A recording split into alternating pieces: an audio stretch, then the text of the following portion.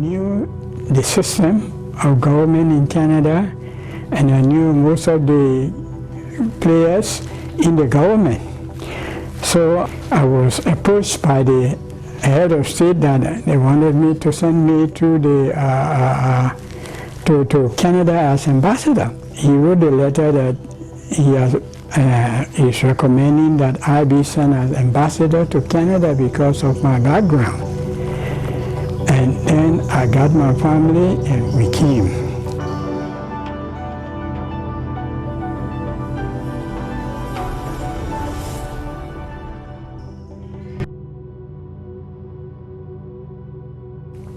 I attended the Episcopal Village School at Baloma, Kolakone, where my father was the head teacher. I went through a rigorous junior education, and finally I graduated from the Episcopal Village School and matriculated to St. John's Mission in Robertsport, Grand Cape Mount County,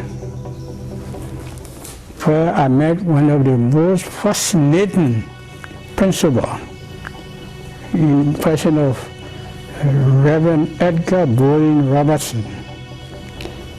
I enrolled at the school in 1955 and graduated from there in 1959. We went down to Monrovia, where I enrolled at the University of Liberia in 1960.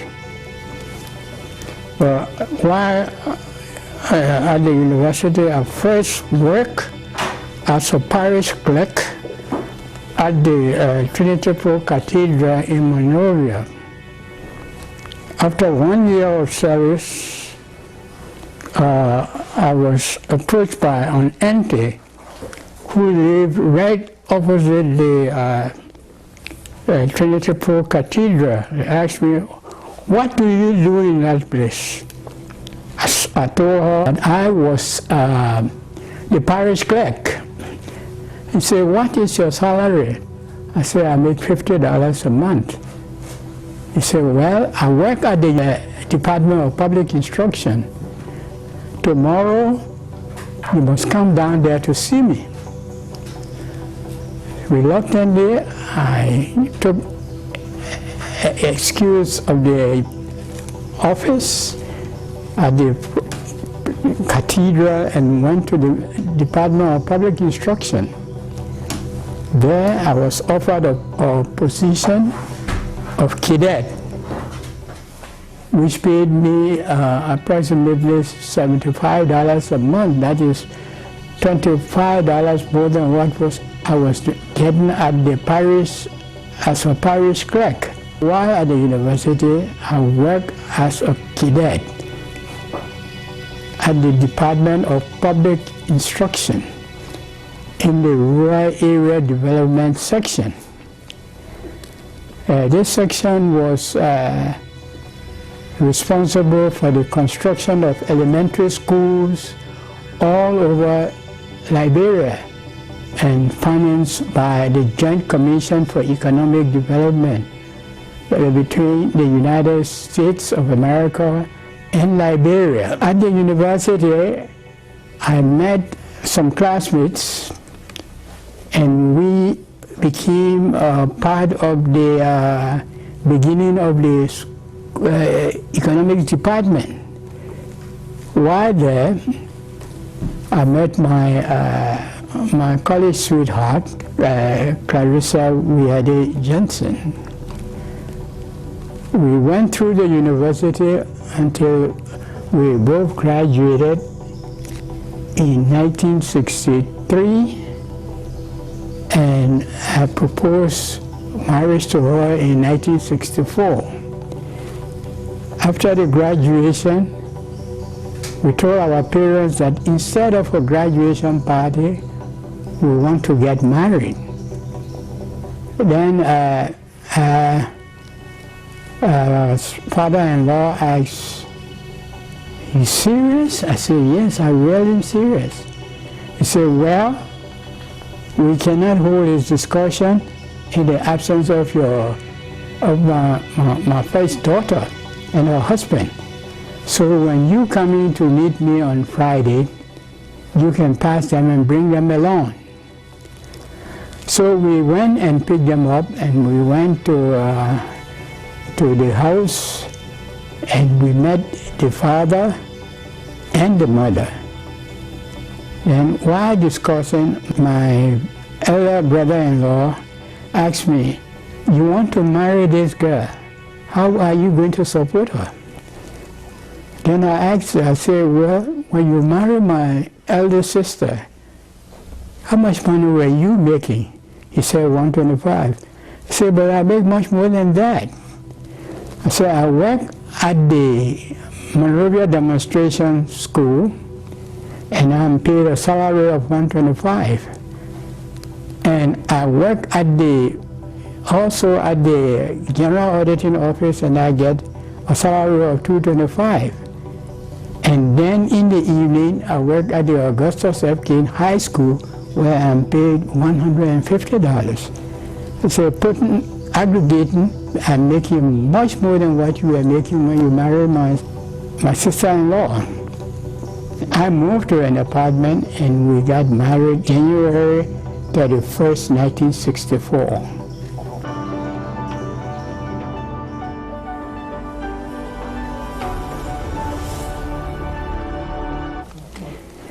We lived there while I worked for this salary until our graduation, and I moved to the General Auditing Office as an auditing assistant and an afternoon teacher at the Monrovia Demonstration School.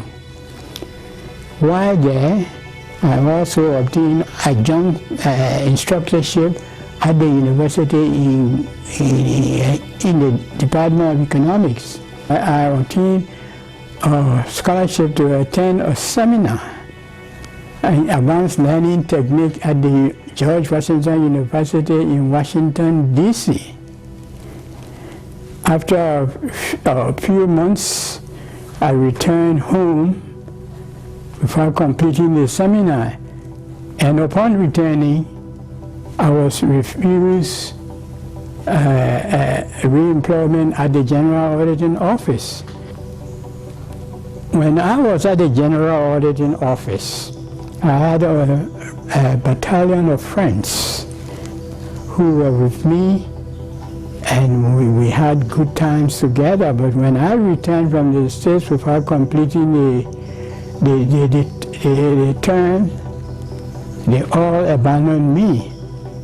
But I had two main friends who never abandoned me. One was a classmate of mine from the high school in Ravelsford, Cape Mount, and the other one was working at an electronic company under James Prigsteen AV. They would visit us at this one-bedroom apartment, and we sit down there, we have a good time, and they go, each time they are going, they either give me, each one will give me $15 each, or one $10, one $15.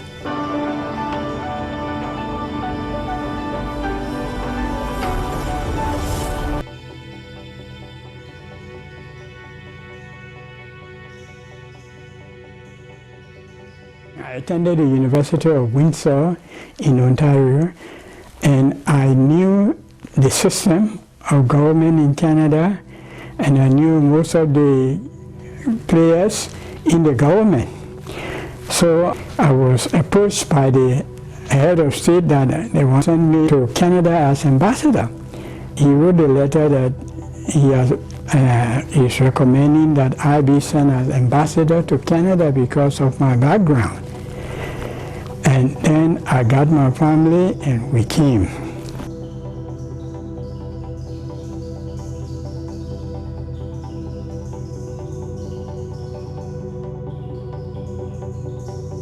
We established the resident embassy first as the residence, and we established an office in Albert Street, the Liberian Embassy.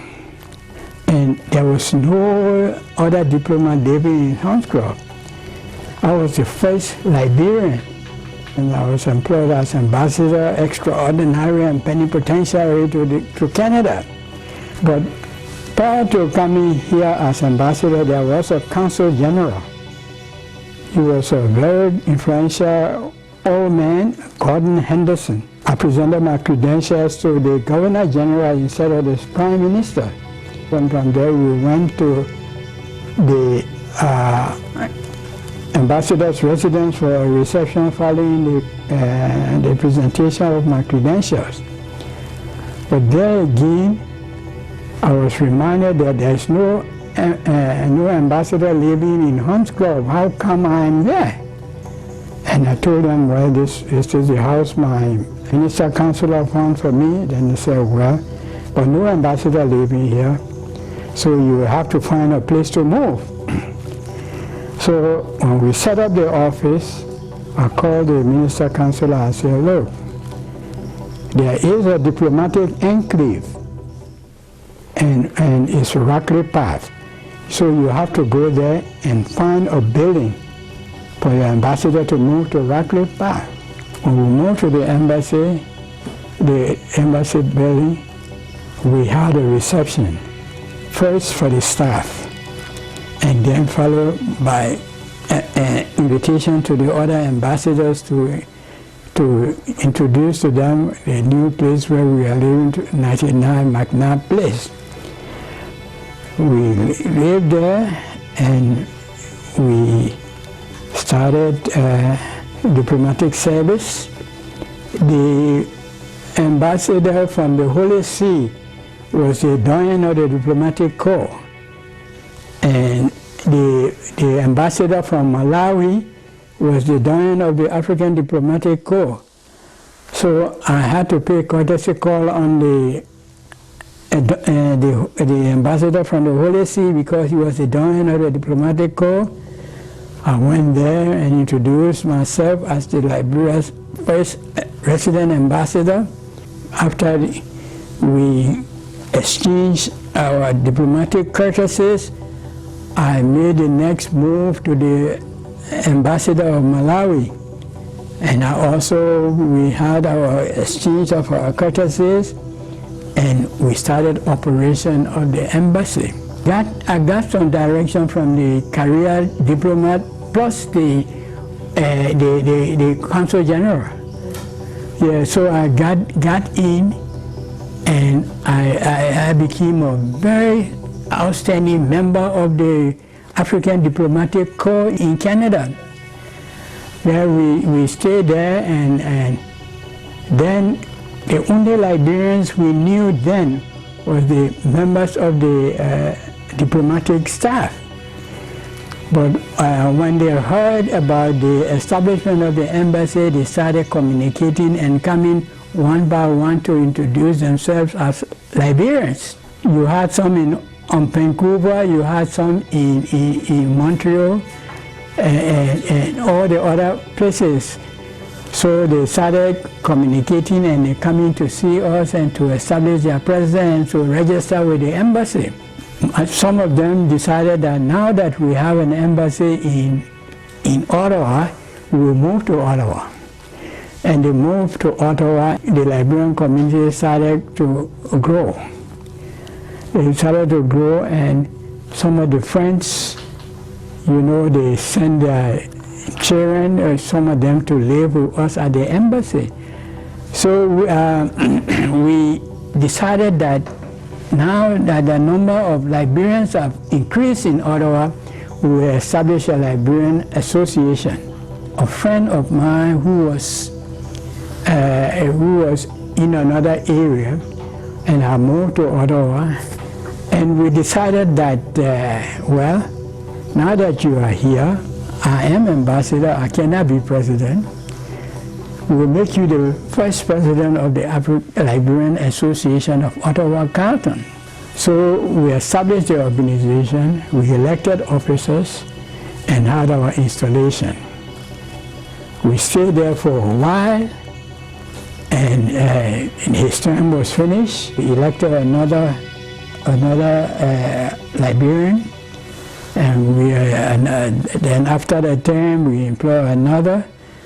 Then my son became the next leader of the association, and he moved things very well. He was very interested in getting the Liberian Association off the ground, and we started to have a serious organization. And one of your sons, Your Excellency? Fred Jr. Okay. Fred Jr. became the next president, and we made inroads into the government, and we started digging for assistance to to the war-ravaged country. The war had broken out in Liberia now, and the Canadian government helped us in giving us some burger wheat and other commodities that will help the starving people of Liberia.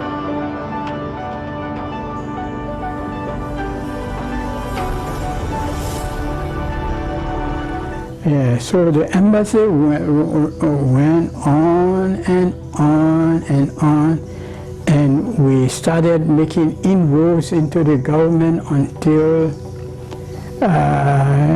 the administration was changed and a new foreign minister was appointed who was not very friendly to my administration.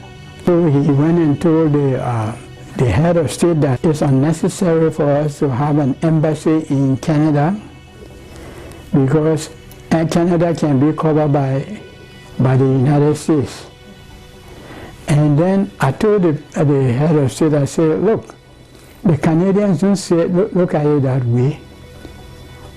The Canadians say they are not part of the United States, even though they are all on the same continent. But they are a separate and independent country.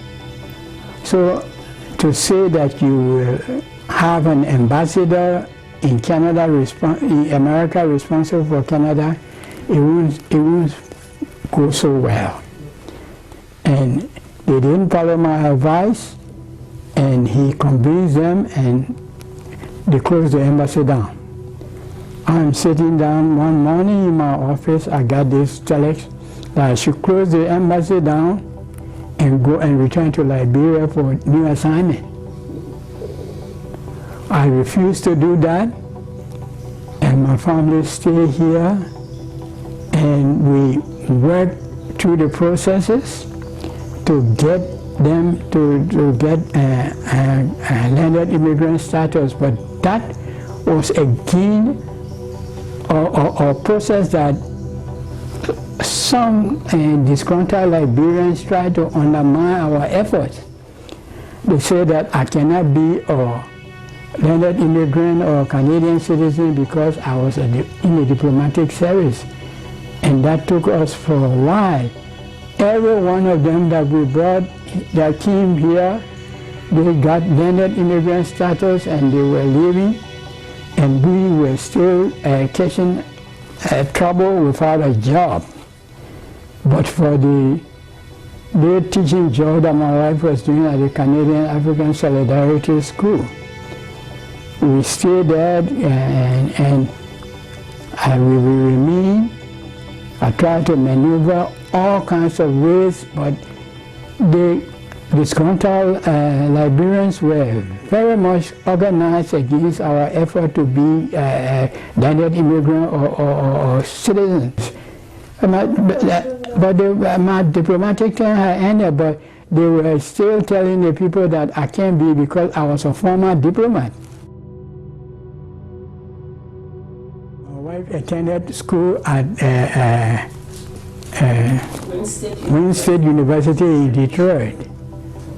She did a master's degree in education. But prior to that, she studied at the Garnet College in London. And we were there, and so we all came at the university well capable. While at the university, she got employed as a teacher in English as a second language. And she taught many people from all over the world. So we were there, and the embassy was running very well, and Fred also attended the same university I attended, the University of Windsor. My second son is a computer engineer, and my daughter attended Carleton University, and she did a Bachelor of Arts in Sociology. But she got married to an American serviceman, and they moved to Charlotte, North Carolina. I'm so proud of them. They are chip of the old black. I agree. I see that in Fred III too. One of the gifts we have, you can tap me, bam, I can stand up and give a speech without a paper. Oh, I can tell.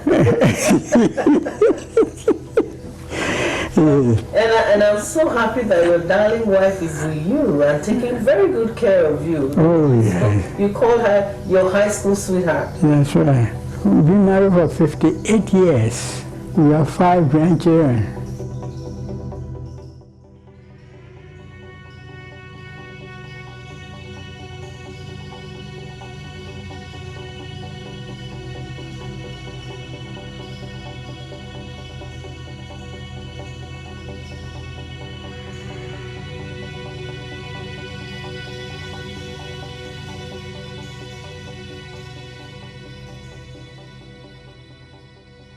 They must know where they come from, and they must respect their culture. We have a very rich culture in Africa. You want to join a gang and do the worst things, try to avoid paying taxes and try to cut corners and do all the wrong things, and these things catch up with you easily.